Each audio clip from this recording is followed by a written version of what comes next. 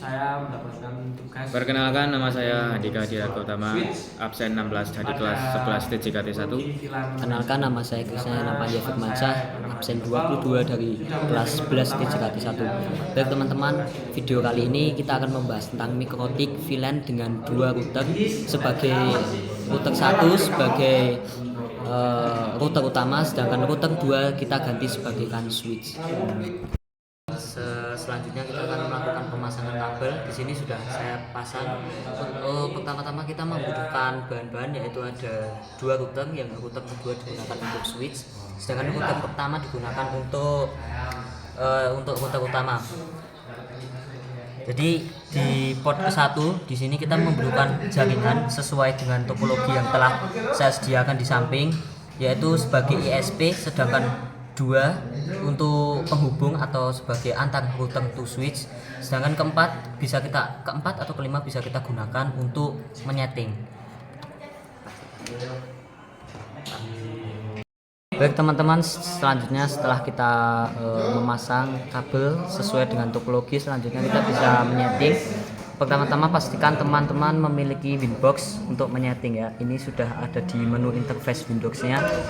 Yang pertama-tama mungkin kita bisa ke identity. Oke teman-teman, di sini kita tahu bahwa identity digunakan untuk mengganti nama.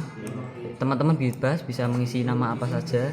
Di sini saya akan mengisi dengan router utama.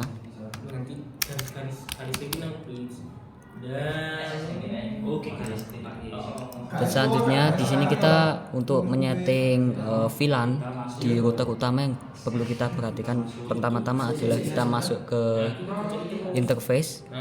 Baik teman-teman, di sini interface sudah saya setting ya. Di sini sudah ada ketambahan VLAN 100, VLAN management dan VLAN 100. Pertama kita untuk menambahkan VLAN 200 dan 100 manajemen ini kita perlu ke VLAN. Oke, di sini sudah terlihat ya. Untuk menambahkan 200, 100 dan MGMP ini kita perlu ke tanda plus. Oke teman-teman, di sini bisa kita lihat bahwa muncul ya teman-teman, sudah muncul. Jika ingin menambahkan 100, mungkin teman-teman bisa mengganti 100, 200 atau seterusnya sesuai dengan topologi. Dan ini juga ya teman-teman, VLAN ID-nya jangan lupa, karena ini yang paling utama untuk setting VLAN. Setelah itu kita bisa menuju ke DHCP client atau kita ke DHCP client dulu untuk mendapatkan IP otomatis ya. Pastikan teman-teman DHCP clientnya adalah status bound. Di sini menunjukkan bahwa kita sudah mendapatkan internet ya teman-teman. Oke, jika kita ping di sini, Google,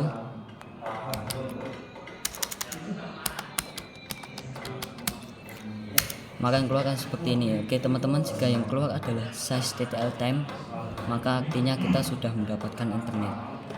Oke, yang selanjutnya ada DHCP server. Oke, di sini DHCP server ini kita perlu ke DHCP setup, dan teman-teman harus memperhatikan DHCP server interface-nya. Oke, teman-teman menggantikan DHCP setup ini ke 200 MGMT dan 100 ya teman-teman. Maka yang muncul adalah DHCP 1 dengan VLAN 100, DHCP 2 dengan 200, DHCP 3 dengan VLAN management. Dan yang selanjutnya kita mungkin bisa ke firewall.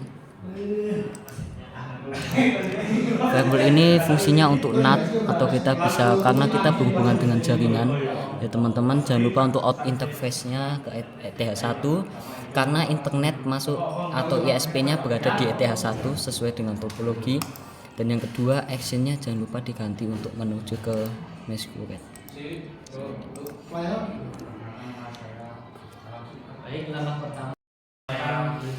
Baik teman-teman, mohon maaf, untuk yang selanjutnya adalah IP address. Diperhatikan bahwa kita sudah ke DHCP client, maka kita mendapatkan satu IP otomatis yang bertandakan D, yang artinya adalah dinamis atau dinamik. Yang kedua, di sini ada IP dari topologinya, ini adalah IP manajemennya. Dan yang kedua adalah IP VLAN satunya atau 100. Yang ketiga ada IP VLAN kedua, yaitu 200. Selanjutnya saya akan menjelaskan konfigurasi router 2 yang dimana router 2 ini bertanggung jawab untuk bertanggung jawab sebagai switch. Langkah pertama seperti biasa yaitu menyeting identity. Di sini saya sudah menyeting identitinya yaitu switch Handika. Yang selanjutnya kita bisa masuk ke menu interface dan masuk ke menu VLAN dan kita membuat atau menambahkan VLAN sendiri. Nah, di sini bisa dilihat karena topologinya menyuruh absen ditambah 1, jadi VLAN ID-nya di sini jadinya 17. Bisa dilihat. Baik, yang selanjutnya kita bisa langsung masuk ke menu bridge. Yang pertama adalah bisa menambahkan bridge seperti yang ada di contoh ini sudah saya tambahkan. Cara menambahkannya yaitu dengan klik tanda plus di atas sini dan di sini bisa langsung disetting sedemikian rupa dan langsung apply dan OK. Ini sudah dilihat ya, saya sudah membuat settingan bridge sendiri. Yang selanjutnya masih di menu bridge yaitu menyeting VLAN. Di sini bisa dilihat ada 4 settingan yang dimana 5 settingan yang dimana salah satu dari settingan ini yaitu dinamik atau otomatis dari servernya. Yang pertama adalah setting VLAN ID yang 100. Di sini VLAN ID-nya 100, targetnya Ether 1, bridge dan untargetnya Ether 2. Target di sini merujuk pada port yang ingin dimasukkan dan untarget di sini merujuk pada port yang ingin keluar atau bisa disebut target itu masuk, untarget itu keluar. Terus yang Ether 200 bridge 200 itu VLAN ID-nya 200, targetnya bridge 1 dan Ether 1, terus untargetnya itu Ether 3. Lalu yang manajemen VLAN ID-nya 17, targetnya bridge 1 dan untargetnya tidak diisi. Di sini targetnya diisi 2 ya, bridge 1 dan Ether 1. Yang selanjutnya kita masuk ke menu ports. Di sini saya sudah membuat 3 settingan ports yang dimana bisa dilihat Ether 1 ini tidak saya setting sama sekali, yang disetting hanyalah Ether 2 dan Ether 3.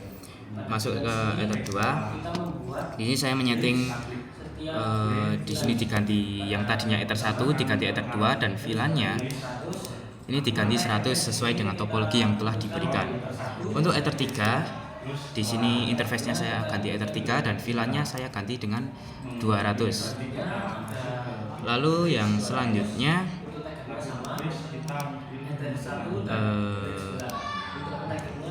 kita masuk ke DHCP client yang dimana waktu menyeting DHCP client ini kalian harus bound. Biasanya kan searching toh. Nah, ini tuh harus bound dan harus mendapatkan internet. Karena kalau tidak mendapatkan internet, kita tidak bisa melakukan pengujian terhadap router ini. Nah, kalau dirasa settingannya sudah benar atau sudah pasti benar, kita langsung ke menu bridge dan mengaktifkan VLAN filtering. Agar apa? Agar PC yang kita setting ini mendapatkan internet dari router 1 yang telah disetting DHCP client-nya. Nah,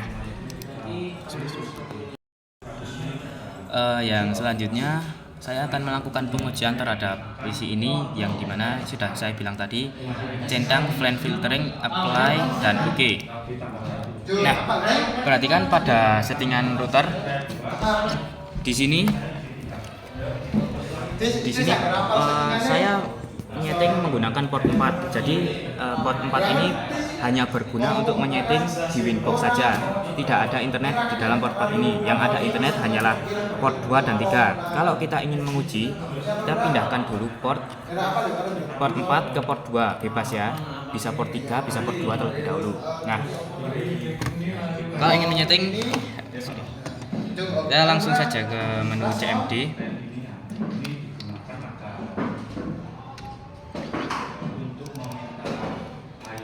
Oke, di sini langsung kita ketikkan saja untuk mengetesnya yaitu ipconfig.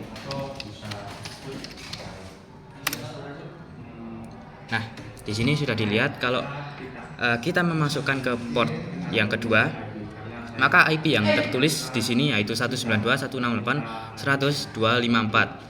Kalau IP ini tidak sama seperti ini, berarti konfigurasinya belum benar ataupun mungkin ada kesalahan. Terus kita mau menguji yang Ether 3. Kita di sini pindahkan dulu dari Ether 2 ke Ether 3. Oke. Kita coba lagi. Masih sama, yaitu IP config Ether.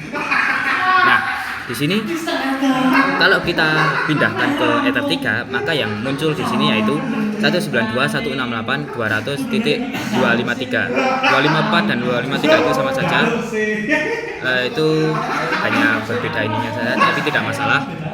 Nah, bedanya yaitu kalau Ether 2 menunjukkan 100, sedangkan kalau Ether 3 itu menunjukkan 200. Oke, yang selanjutnya yaitu saya ingin menguji IP manajemennya. Di sini untuk mengujinya tidak di CMD ya, tapi masuk ke dalam routernya. Tapi di sini menggunakan IP yang manajemen. Kita ketikkan di sini 192.168.17 sesuai dengan arahan, yaitu absen ditambah 1 dan titik 253. Langsung enter saja. Nah, kita bisa masuk Winbox dengan IP manajemen yang telah kita buat, yaitu 192.168.17.253. Sekian.